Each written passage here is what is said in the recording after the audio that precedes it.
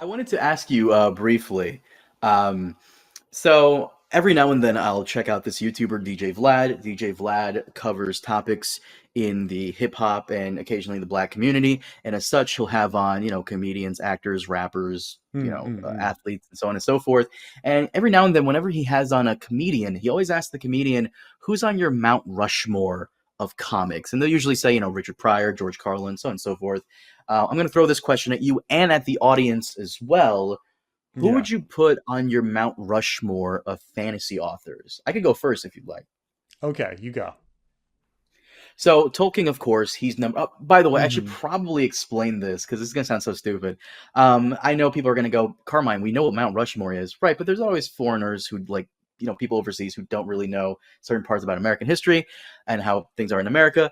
For those of you who don't know, Mount Rushmore is this place in the United States where they carve the heads They of, historical presidents. they took some holy land from some American Indians and then desecrated the holy mountain by carving in four presidents. But yes, yes, So, Mount Rushmore, yeah. So my Mount Rushmore of fantasy writers Hmm. would be it's always Tolkien is number one, of course, because he's like the base. Like Yeah, I don't want to say he popularized fantasy, but I feel like a lot of people drew inspiration for him. A lot of people that we love, and if it wasn't for him, I feel like the world of fantasy and entertainment in general would probably be a bit of a different place. So yeah. Tolkien gets the number one slot. Number two, I always go back and forth on who really should take number two. Either Michael Moorcock, who is another influential figure in fantasy, versus C.S. Lewis, who is the guy behind Chronicles of Narnia, which I personally enjoy. Um, and then number three, love the series, hate the author, Sapkowski, the guy who wrote The Witcher. Hmm. And number four is another fight beat, and this counts, even though it's manga, it counts is a fight between I know. It's a fight between Kentaro Miura, who wrote Berserk, Yeah. versus Eiichiro Oda, who writes One Piece. In case you're wondering, George is not on there. No, he's not, because you don't get to be on the Mount Rushmore of fantasy writers because you didn't finish. And let me just add a little bit here. If whoever's watching this right now, if you want to put Robert Jordan on there, go for it. I would allow that because Robert Jordan wrote until he died. Like he had Hmm. every intention of finishing, and unfortunately he passed away. George, we're out here waiting what 10, 12, 13 years for Winds of Winter with like no major update in sight about when it's coming come. Okay. So if George came out, I'll give George this. If he comes out with Winds of Winter tomorrow, I'll put him number two slot over Moorcock slash C.S. Lewis. But for now, like he doesn't get to be on there for me. Yeah, yeah. I mean, I think this would change over time. Like if we all lived a century later, I think it'd be very different.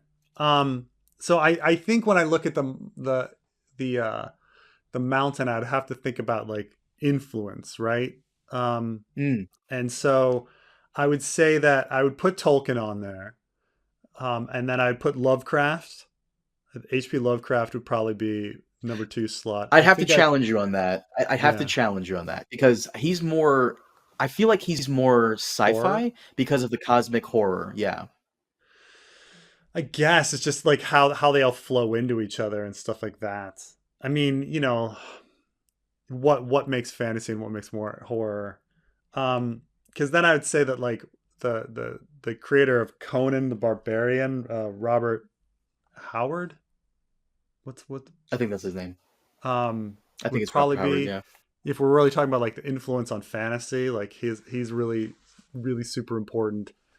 And then and even though this again would be classified as sci-fi, like you would have to put like Frank Herbert on there for Dune, just because even though he didn't finish because he died, but like He had every intention to finish. so sometimes we need to have another discussion about like why Dune is so powerful despite being an unfinished series. Well, I don't think there's much to it, but Dune is powerful because Dune itself is a standalone story and a standalone book, and then became a series, and the rest of the series is kind of just an amendment to Dune or a reaction to Dune.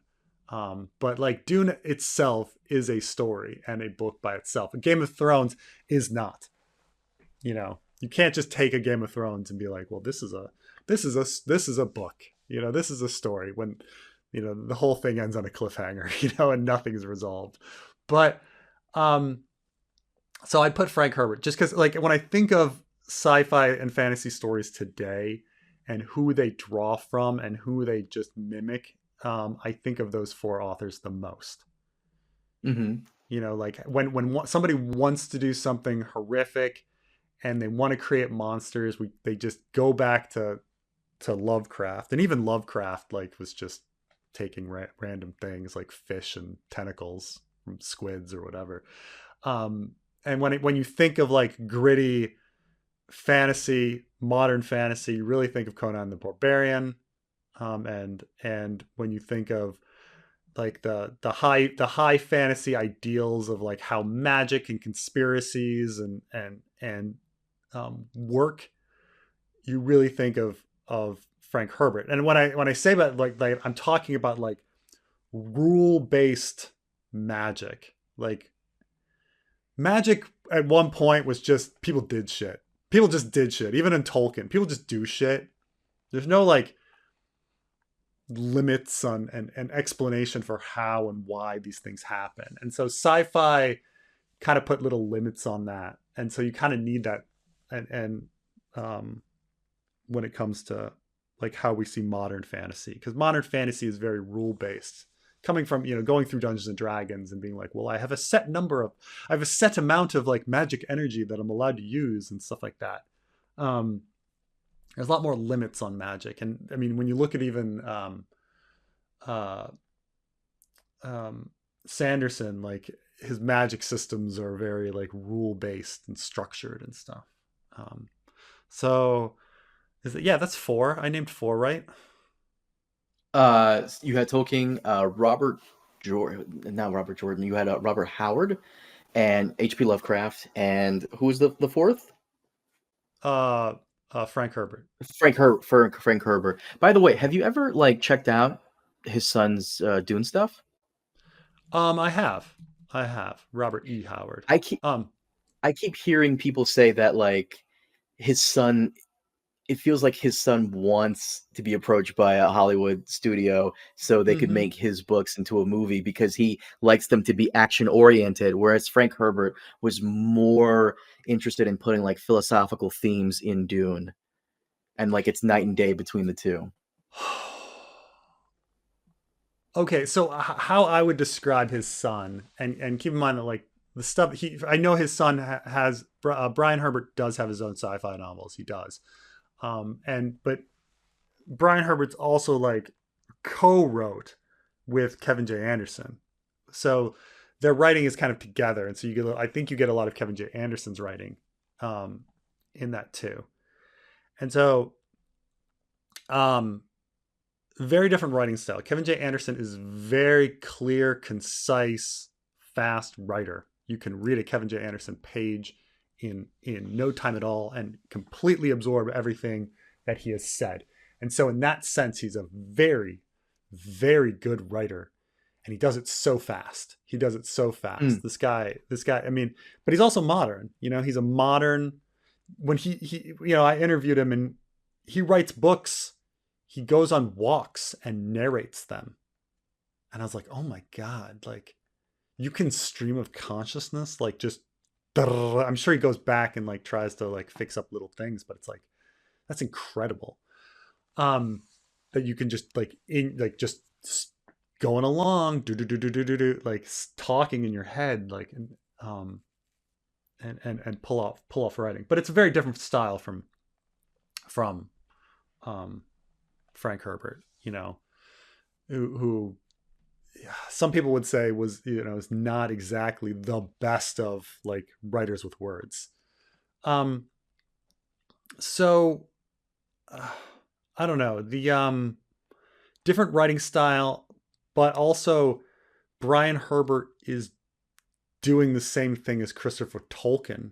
You know, he's analyzing everything his father did and then running a business empire at the same time. Which is a job in and of itself. you know? Like the Tolkien estate has a bunch of people like trying to run all of their money and like plan their books and deal with like rights and stuff like that. So when you think of like Brian Herbert, like he has to spend a lot of time with Hollywood talking about like the Dune movie and like, you know, and dealing with things like that. And then thinking about what books need to be released in order to keep interest, constant interest in the Dune franchise. So like over the years. Because and to be honest, he's been very successful. Like when I think of when I was a teenager, every person's like, "Oh, you have to read Dune at some point as a teenager," and that's still true today. Um, besides Tolkien and Lord of the Rings, like what other book can you say can like even like a teenager is still expected to read in fantasy? Um, That's I a think good question, actually. considering Besides it Harry was Potter as well, because you know. yeah. I mean, even Harry Potter, I think is beginning to die out with the next generation. I mean, I don't know. Um, You think so?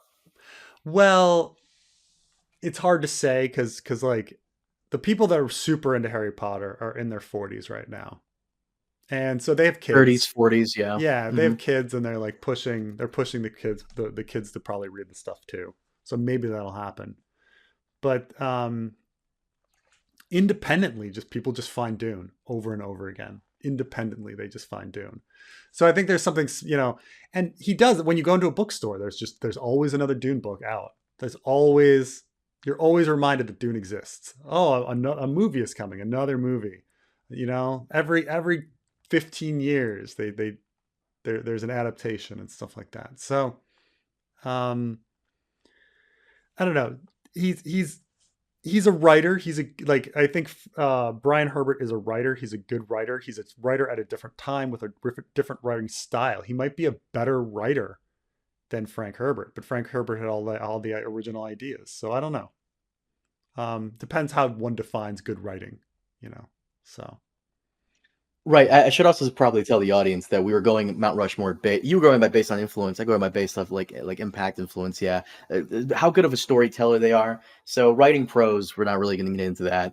Probably should yeah, have that's said the thing. that And in the once you get to beginning. writing prose, like George R. R. Martin is a fucking master at writing prose. Like he's just fucking great. Like such a gripping writing. Just a gripping writer. Um, I mean, Stephen King is a master at that too. It just doesn't go anywhere. It's just stream of consciousness.